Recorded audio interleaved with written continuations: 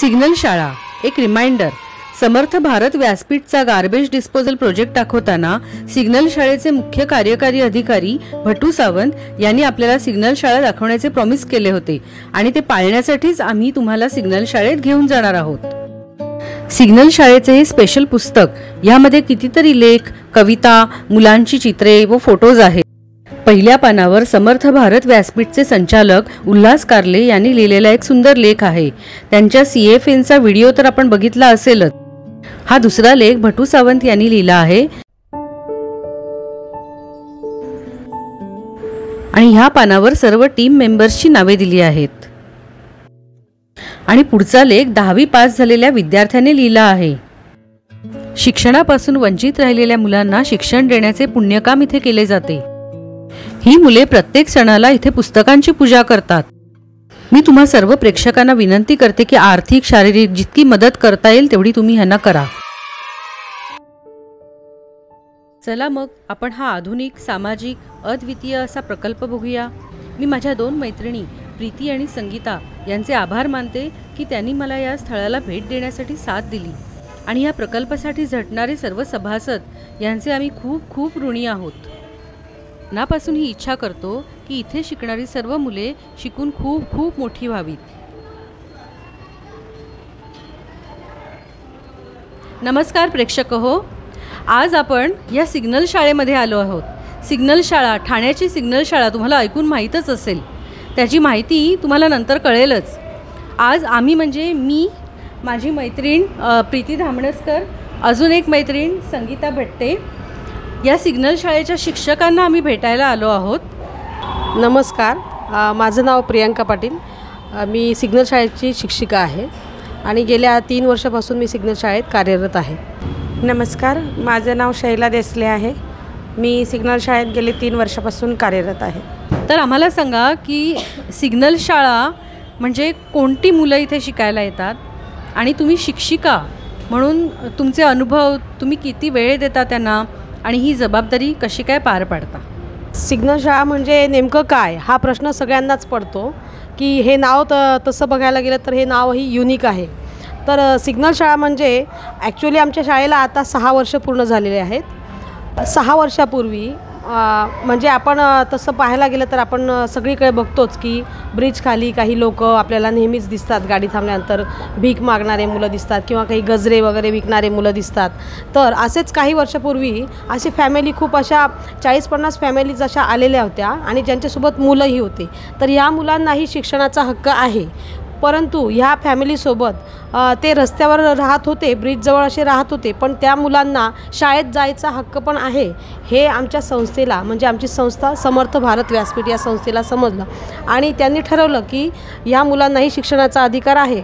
म्हणून त्यांनी काय केलं तर त्या बालकांना शाळेत येण्याचा प्रयत्न केला, परंतु त्यांना शाळेत कसं आणणार ते घाबरत होते सुरुवातीला। म्हणून मग त्यांनी काय ठरवलं की आपण जर शाळा जर त्यांच्याजवळ नेली तर ही संकल्पना घेऊन मग ह्या मुलांना जर आपण मुख्य प्रवाहाच्या शाळेत डायरेक्ट जर एंट्री दिली तर हे मुलं त्या शाळेत त्या मुलांसोबत कोऑप करायला घाबरतील, म्हणून शाळा त्यांच्याजवळ जाण्याचा निर्णय घेतला। म्हणून मग त्या ज्या ठिकाणी ह्या फॅमिली राहतात म्हणजे त्यांचं वास्तव्य कुठे असतं तर ब्रिजच्या खाली, म्हणून मग ब्रिजच्या जवळच ही शाळा स्थापन करण्याचा निर्णय घेतला आणि अशा प्रकारे सिग्नलवरच्या मुलांसाठी बेसिकली ही सिग्नल शाळा तयार झाली। आणि फक्त ज्या मुलांना घरं राहायला नाही आहेत, जे मुलं रस्त्यावर भीक मागतात, वस्तू विकत आहेत, त्या मुलांसाठी स्पेशली ही सिग्नल शाळा तयार करण्यात आली। सिग्नल शाळेची वेळ सकाळी 9 ते 9:30च्या दरम्यान सुरुवात होते।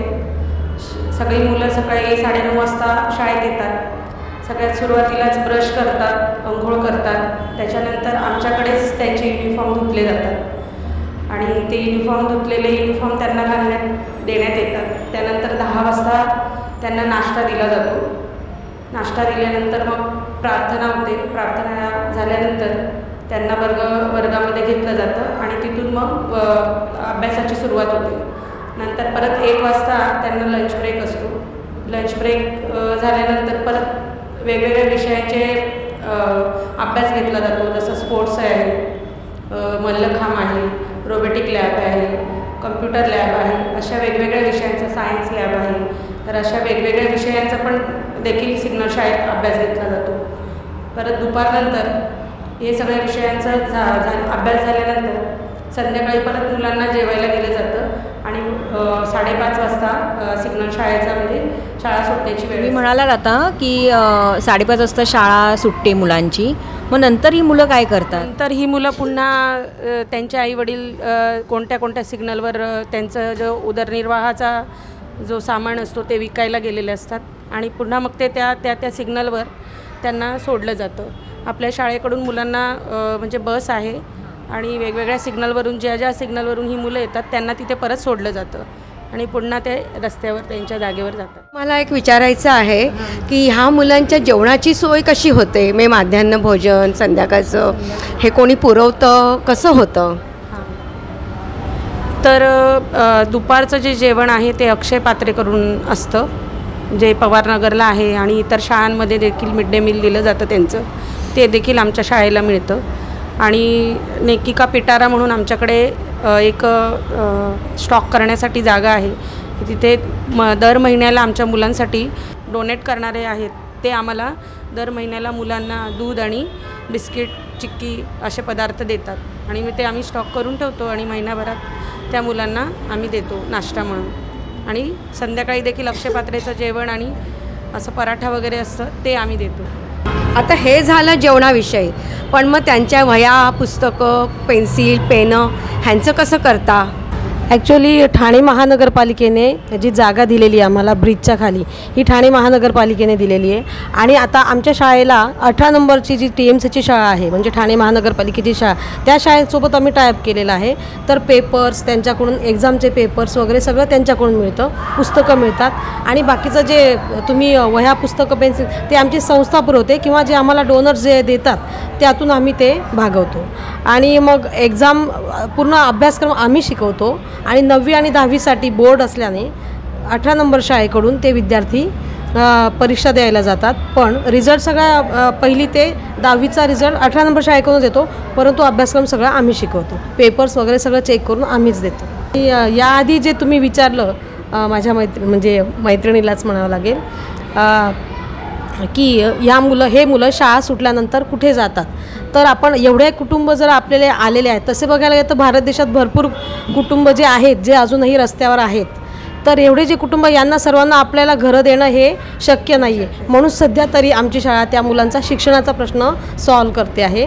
आणि त्याबरोबरच अगोदर या मुलांचा उदरनिर्वाह भीक मागण्यापासून वगैरे असं त्याचा पालकांचा पण व्हायचा. मग साहजिकच त्यांचा उदरनिर्वाहाचं साधन बंद झालं की हे मुलं शाळेत यायला लागले. म्हणून मग पालकांना पण नाराज नको म्हणून पालकांना पण आमच्या शाळेने, आमच्या संस्थेने म्हणजे उदरनिर्वाहासाठी त्यांना 6 पालकांना ऑटो रिक्षा घेऊन दिल्या, जेणेकरून ते त्यांचा उदरनिर्वाह करतात. तर त्याच रिक्षामध्ये हे पालक त्यांच्या मुलांना घेऊन येतात, म्हणजे त्यांचं पण काम होतं, आमचं पण काम होतं आणि आपल्या समाजाचं पण काम होतं. कोणाला सिक्युरिटी गार्ड म्हणून नोकरी दिली आहे, कोणाला रिक्षा घेऊन दिल्या, अशा प्रकारे त्यांना मदत करतो आहे. आणि हळूहळू मग त्यांचा ते उदरनिर्वाह म्हणजे त्यांचे ते झोपडी वगैरे तयार करून ते राहू शकतात. थोडक्यात काय, ह्या मुलांना आपण स्वावलंबी करतोय. उद्या म्हणजे पुढच्या काळामध्ये ती मुलं स्वतःच्या पायावरती उभी राहतील आणि जसे राहतो, आपली मुलं जसे आपल्याकडे असतात तसं त्यांचं ते कुटुंब तयार करतील आणि त्यांना पण असं भीक मागण्याची वगैरे गरज भासणार नाही शिक्षित असल्यामुळे. तुम्ही मुलांना शिस्तीच्या बाबतीमध्ये कसं काय हँडल करता?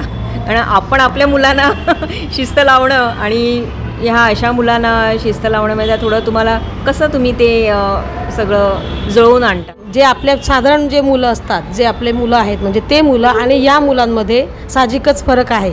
फरक का आहे तर आपण आपल्या मुलांसोबत घरात राहतो, त्यामुळे आपण त्यांना संस्कार योग्य देऊ शकतो.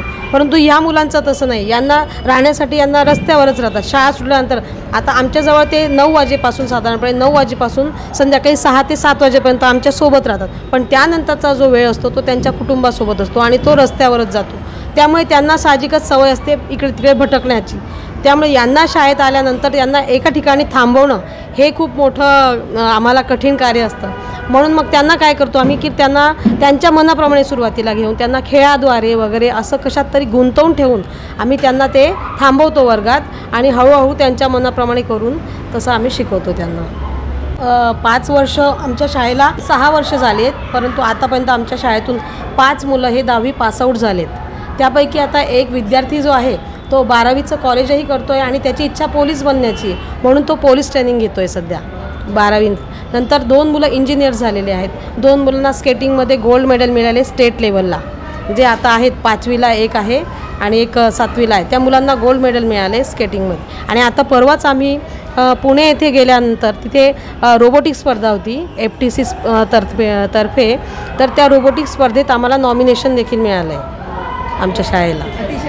हां, 3 दिवस आम्ही पुण्यातच ही होतो. जी तुमची समर्थ भारत व्यासपीठ ही टीम आहे, ॲट प्रेझेंट इथे किती शिक्षक काम करत आहेत? आणि ही मुलं जी 10वी वगैरे पास होतात तर ती कुठच्या मीडियममधून पास होतात? आमची शाळा बालवाडी ते 10वीपर्यंत आहे आणि ही शाळा म्हणजे मराठी माध्यम आहे. मराठी माध्यम असल्यामुळे साहजिकच स्टेट बोर्ड आहे आणि मग मराठीतून पण स्टेट बोर्डला जे विषय आहेत, जसे इतर शाळांमध्ये जे TMC स्कूलमध्ये जे विषय आहेत तेच विषय आम्ही या शाळेमध्ये शिकवतो आहे. आणि आमच्या शाळेत सध्या 5 शिक्षिका आहेत आणि पण त्यासोबत व्हॉलेंटियर्स पण येतात. त्यामुळे ते व्हॉलेंटियर्स आणि शिक्षक म्हणून असे आम्ही आहोत शाळेत. मग आता असं आहे की आता इतर शाळांमध्ये कसं एका वर्गात 50 ते 60 विद्यार्थी असतात, परंतु आमच्या शाळेत एकूण विद्यार्थी संख्या 46 आहे. तर मग 5वीचे 6 विद्यार्थी, 10वीचे यावर्षी आमचे 3 विद्यार्थी आहेत. तर मग असे विद्यार्थी असल्यामुळे आम्ही ग्रुप वाईज शिकवतो, ग्रुप करून शिक्षकांना आम्ही ते मुलं देतो. तसं तुम्ही आता म्हणालात व्हॉलेंटियर्स तुमच्याकडे येतात, पण मग तुमच्याकडे कोणत्या प्रकारचे व्हॉलेंटियर्स यायला पाहिजे आणि म्हणजे आणि काय मुलांना कसं शिकवणार किंवा कोणते विषय शिकवणार हे तुम्ही त्यांना आधी सांगता? हो, आम्हाला जर ज्या विषयाची सध्या गरज आहे, म्हणजे की मुलांना जास्त वेळ एका ह्या विषयासाठी कमी पडतो आहे थोडा शिक्षकांकडून, तर त्या विषयासाठी आम्ही जास्त ट्रेनिंग मिळावं मुलांना, म्हणून मग त्या विषयाप्रमाणे आम्ही व्हॉलेंटियर्स निवडतो.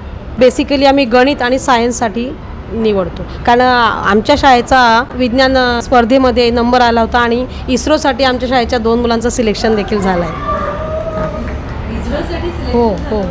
ही जी संस्था आहे तुमची, तर तुम्ही शिक्षक म्हणून काम करत आहात, पण तरीही तुमच्या मते तुम्हाला असं वाटतं का की ह्या संस्थेला अजून वर येण्यासाठी, या मुलांना वर काढण्यासाठी तुम्हाला आर्थिक बळाची आवश्यकता आहे की फिजिकल बळाची आवश्यकता आहे? लोकांकडून तुमच्या काय अपेक्षा आहेत? साहजिकच आमच्या शाळेसाठी, आमच्या संस्थेसाठी आर्थिक बळ ही तेवढंच आवश्यक आहे जेवढं फिजिकल बळ आवश्यक आहे.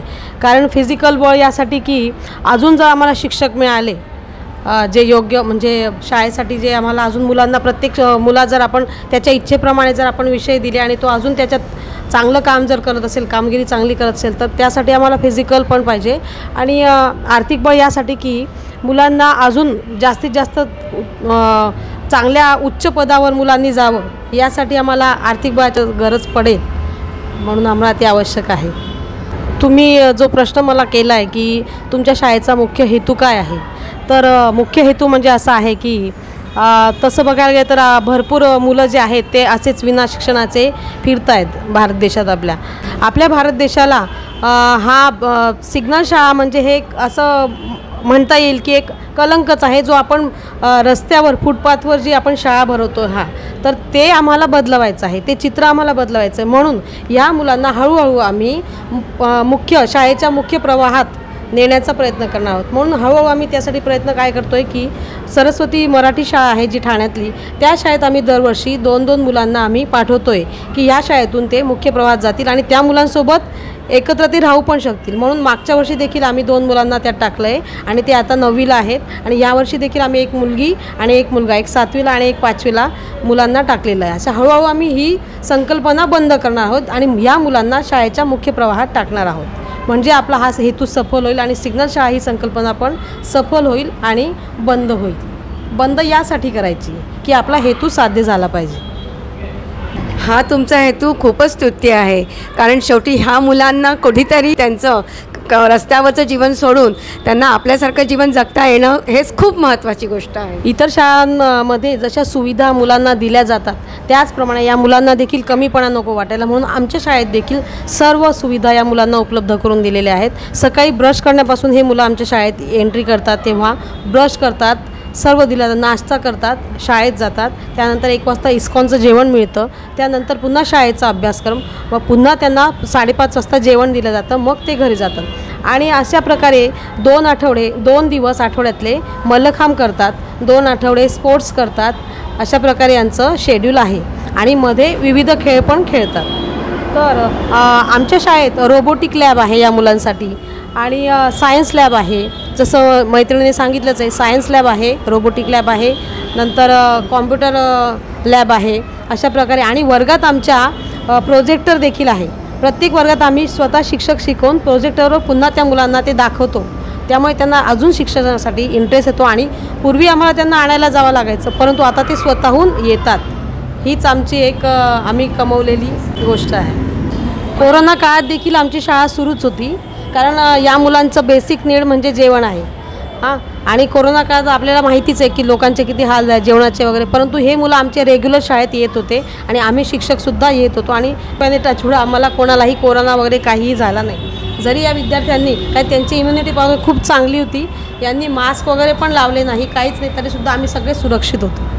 आणि मग आमच्या शाळेत या मुलांसाठी दर 3 महिन्यांनी मेडिकल हेल्थ चेकअप पण होतो. पूर्ण बॉडी चेकअप केला जातो. त्यांचा पालकांचा पण केला जातो. माता पालकांसाठी वेगळं त्यांना डॉक्टर्स येऊन चेक करतात.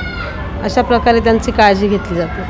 आणि आता नुकतंच आम्हाला एक मेसेज आलेला आहे की आज आमदार आशिष शेलार यांनी विधिमंडळात सुरू असलेल्या अधिवेशनात ठाण्याच्या 3 हात नाका येथे सुरू असलेल्या सिग्नल शाळेप्रमाणे मुंबईतही शाळा सुरू करण्याची मागणी केलेली आहे. थँक्यू.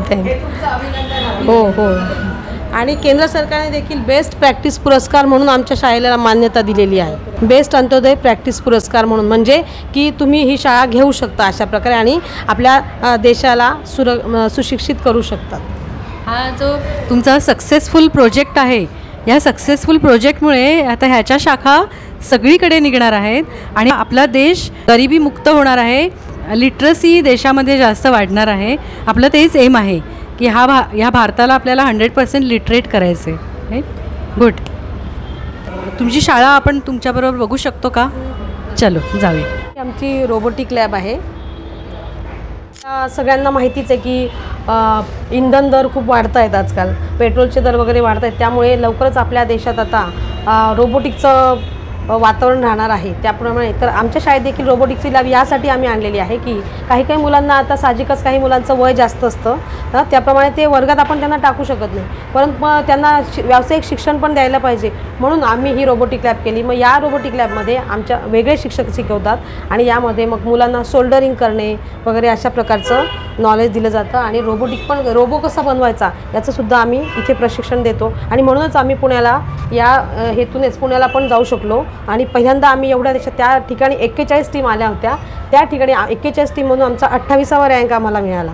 आम्ही 16व्या रँकपर्यंत पण गेलो होतो आणि आमच्या शाळेला नॉमिनेशन पण मिळालं. पहिल्यांदाच आम्ही पार्टिसिपेट केल्यानंतर आम्हाला साहजिकच त्या मुलांना पण हे वातावरण पहिल्यांदाच होतं, तरीसुद्धा त्यांनी छान प्रगती केली आणि शिकले, त्याचाच आम्हाला आनंद आहे. खूपच वाखाणण्यासारखं आहे. तुमचं किती कौतुक करावं तेवढं कमीच आहे. ही विज्ञान प्रयोगशाळा आहे. यामध्ये आम्ही मुलांना शाळेत जे आपण पुस्तकामध्ये किंवा इतर पण प्रयोग जे आहेत ते आम्ही प्रयोग या शाळेमध्ये शिकवतो. त्याचप्रमाणे याप्रमाणेच आमच्याकडे ग्रंथालय देखील आहे. पुस्तकांचे वेगवेगळ्या प्र के अत्रे, पु ल देशपांडे, माधुरी पुरंदरे हे या सर्व चांगल्या चांगल्या लेखकांचे पुस्तकं आहेत. आणि मराठी दिनाच्या दिवशी आम्ही हस्तलिखित मुलांकडून लिहून घेतलं आणि त्यांनी ते पुस्तकं वाचले. त्याचप्रमाणे पाठ्यपुस्तकातले पुस्तकं पण वाचले आणि त्याचं सारांश करून त्यांनी हस्तलिखित खूप सुंदर प्रकारे लिहिलेलं आहे. हे समोर जे तुम्ही पाहतायत हे आमचं शाळेचं ग्राउंड आहे. या ठिकाणी स्पोर्ट्स वगैरे कबड्डी, खो खो याप्रमाणे आम्ही शिकवतो, स्पोर्ट्स शिक्षक. आणि हे 2 जसं मी तुम्हाला अगोदर सांगितलं की मंगळवार आणि बुधवारी आमच्याकडे मल्लखांब देखील शिकवला जातो. तर समोर तुम्ही बघताच आहे की मल्लखांबचे सर आता आलेले आहेत आणि त्यांचा तास सुरू आहे. आणि आनंदाने एक बालवाडीचा विद्यार्थी हे करतोय.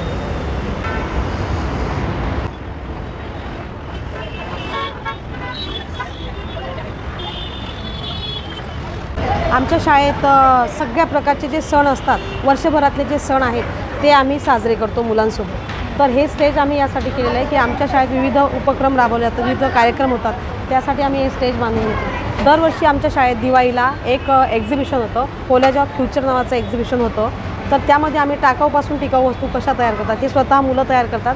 आणि ह्या एक्झिबिशनमध्ये आम्ही काय करतो तर दरवर्षी आम्ही एक थीम ठेवतो की आता आम्ही मागच्या वर्षी ठेवलं होतं की महाराष्ट्रातील संत, म्हणजे या मुलांना महाराष्ट्रातील संत कळावे म्हणून आम्ही स्वतः त्या मुलांना महाराष्ट्रातील संत बनवले. कोणी संत तुकाराम, संत नामदेव, संत ज्ञानेश्वर अशा प्रकारचे सगळे संत ते बनले स्वतः.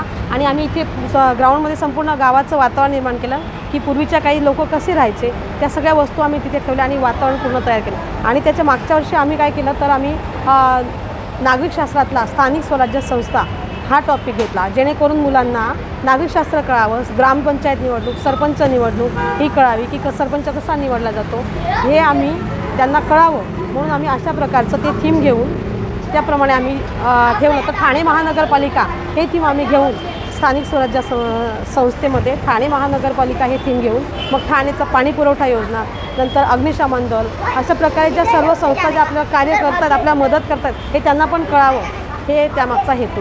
मुलं येऊन सकाळी येऊन आंघोळ करतात, वॉशिंग प्लेस आहे तिकडे, आंघोळ करतात, आंघोळ केल्यानंतर इथून कपडे बदलवतात आणि मग नाश्ता करायला येतात. हे सर्व करण्यासाठी तुम्हाला किती वेळ लागतो? म्हणजे त्यांना सकाळपासून त्यांची तयारी करून त्यांना शाळेच्या प्रार्थनेला बसवणं हे करण्यासाठी तुम्हाला किती वेळ लागतो? ह्या कामामध्ये तुम्हाला खूप पेशन्स लागत असतील ना? सकाळी 9:30 वाजता मुलं साधारणपणे शाळेत येतात. 9 ते 9:30 पासून त्यांची सुरुवात होते. मग ते आंघोळ वगैरे करून साधारणपणे 10 वाजेपर्यंत मुलं नाश्त्याच्या टेबलपर्यंत येतात आणि मग नाश्ता वगैरे झाल्यानंतर आम्ही 10:15 ते 10:20पर्यंत प्रार्थना वगैरे सगळं प्रार्थना, प्रतिज्ञा, श्लोक हे सर्व काही घेऊन मग आम्ही त्यांना वर्गात बसवतो. आपण समाजाचं काहीतरी देणं लागतो हे जर आपल्याला ही मनात जर भावना असेल, आपल्या जाणीव असेल तर आपण अशा मुलांसोबत नक्कीच काम करू शकू. कारण या मुलांना शिकवणं म्हणजे खूप पेशन्सचं काम असतं. या मुलांसोबत राहणं हे सुद्धा एक पेशन्स आहे. कारण यांचा स्वभाव खूप रस्त्यावर राहत असल्यामुळे त्यांच्यावर साहजिकच चुकीचे संस्कार झालेले असल्यामुळे यांच्या स्वभावाला बदलवणं हे खूप आम्हाला धीराने घ्यावं लागतं.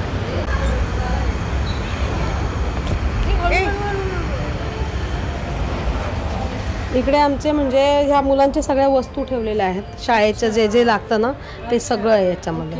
हां, क्राफ्टचं साहित्य वगैरे ते सगळं.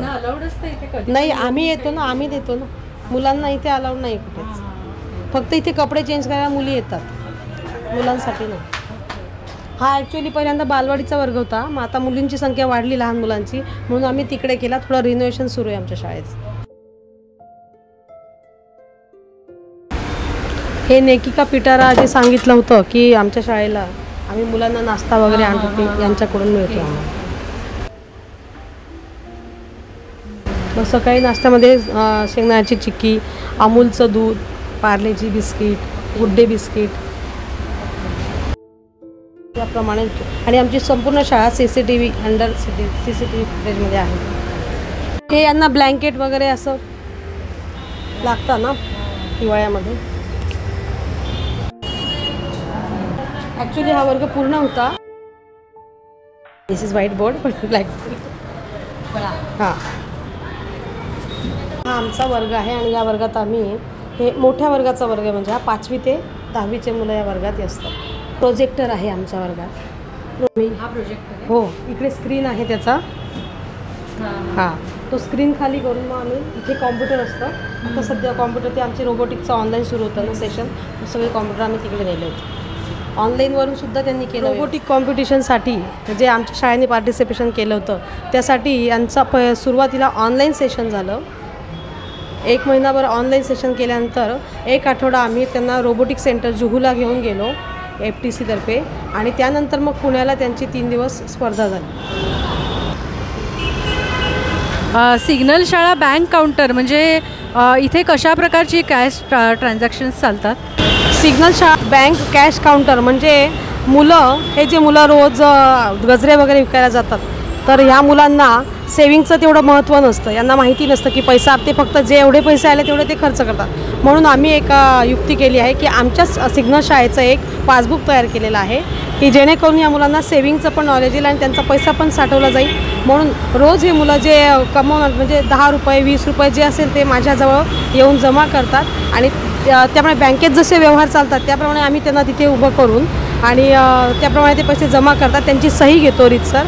पैसे देणे घेणे हे सगळं त्यांना त्यात शिकवलं जातं आणि सेविंग पण होते. हे आमचा बालवाडीचा वर्ग. सध्या आमच्या बालवाडीच्या वर्गाचं थोडं रिन्युएशन सुरू आहे. तर या वर्गामध्ये सुद्धा आम्ही असं बॅरिगेट्स टाकून तयार करतो की अक्षर गट एक करतो, शब्द कोपरा करतो.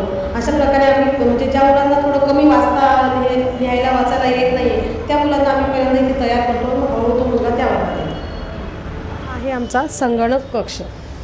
यामध्ये संगणक शिकवायला देखील वेगळे शिक्षक येतात आणि मुलांना संगणकाचं नॉलेज ते देतात. खूपच छान व्यवस्था आहे.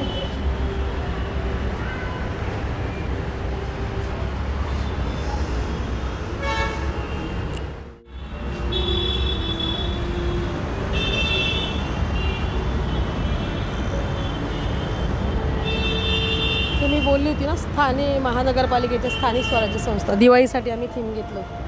तुम्ही इथे सर्व सण कसे साजरे करता? सणांचं महत्त्व मुलांना समजावं, कळावं म्हणून आम्ही सगळ्या प्रकारचे सण इथे साजरे करतो. जसे आम्ही एकादशी देखील साजरी करतो. आम्ही एकादशीला पालखी तयार करतो, परंतु त्या पालखीत नेहमीप्रमाणे देवांच्या मूर्ती वगैरे न ठेवता, देवांचं तर सगळीकडे ठेवलंच जातं, मग आम्ही शाळेमध्ये पुस्तकं ठेवतो त्यामध्ये आणि पुस्तकांची पालखी तयार करतो आणि त्याप्रमाणे ती फिरून आणि मग तुळशीचं रोपं त्यात आम्ही सिग्नलवर मुलांच्या हस्ते लोकांना देतो. त्याचप्रमाणे आम्ही दहीहंडी साजरी करतो. दहीहंडीतसुद्धा आम्ही हंडीमध्ये पुस्तकांची दहीहंडी तयार करतो आणि ती आम्ही फोडतो. उद्या आमच्या शाळेत होळी सेलिब्रेशन होणार आहे. होळी हा सण असल्यामुळे ॲक्च्युली धुलीवंदन पर्व आहे, पण एक दिवस अगोदर आम्ही आमच्या शाळेत मुलांसाठी धुलीवंदन साजरा करतो आणि उद्या 4 वाजता तुम्ही जर याल तर तुम्हाला बघायला मिळेल की आमच्या शाळेची होळी कशी असते. ह्या फळ्यांवर रोज विद्यार्थ्यांना आदल्या दिवशी काय शिकवलं जातं ते मुलं स्वतः त्यांच्या मनाने त्यांना जसं लिहिता येईल तसं त्याप्रमाणे ते लिहितात. जसं या मुलांनी लिहिलं की काल आम्ही एक उच्चार 2 शब्द सण हे आम्ही शिकलो. पण साक्षरतेचं हे पहिलं पाऊल आहे असं म्हणायला काही हरकत नाही. गुड.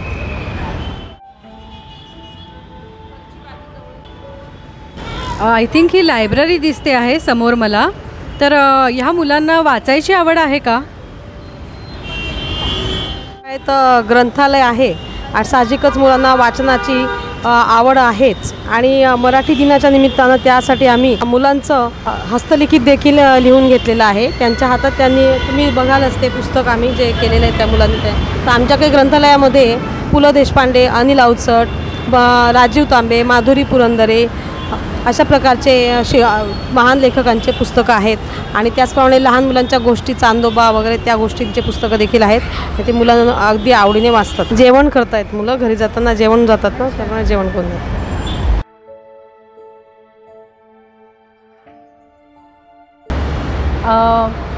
आज आम्ही सिग्नल शाळेला भेट दिली, ती खूप सार्थ ठरली. आम्हाला या सिग्नल शाळेचा खूप अभिमान वाटतो आणि या सिग्नल शाळेत स्वतःची मेहनत करून शिकवणाऱ्या या शिक्षकांचा आणि जे कोणी या शाळेला सहकार्य देत आहेत त्यांचा खरंच खूप अभिमान करण्यासारखा आहे आणि आम्ही खूप खूप आभारी आहोत तुमच्या दोन्ही शिक्षकांचे. थँक्यू सो मच की आम्हालाही तुम्ही छान पर्वणी दिलीत, आम्हालाही खूप छान मेमरी दिलीत आणि आमच्याकडून जेवढी मदत तुम्हाला होऊ शकते तेवढी आम्ही नक्की करू.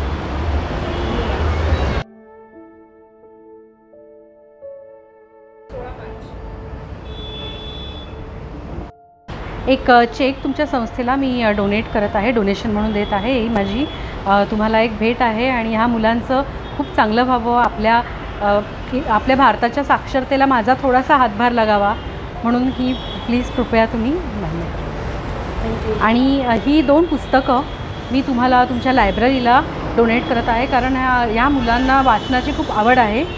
तर हे जे पुस्तक आहे ते माझ्या चुलत सासऱ्यांनी लिहिलं आहे वयाच्या 85व्या वर्षी आणि हे जे पुस्तक आहे त्या शाळेच्या माझ्या प्रिन्सिपलने लिहिलं आहे ते सुद्धा 85व्या वर्षी लिहिलं आहे. जेव्हा त्यांनी 85व्या वर्षी PhD कंप्लीट केली तेव्हा त्यांनी हे पुस्तक लिहिलं आहे म्हणून हे मला देताना खूप गर्व वाटत आहे. तर ही दोन्ही पुस्तकं जी वयाच्या 80व्या वर्षानंतर लिहिली गेली आहेत तर म्हणून ही पुस्तकं मी या मुलांना भेट देत आहे. धन्यवाद.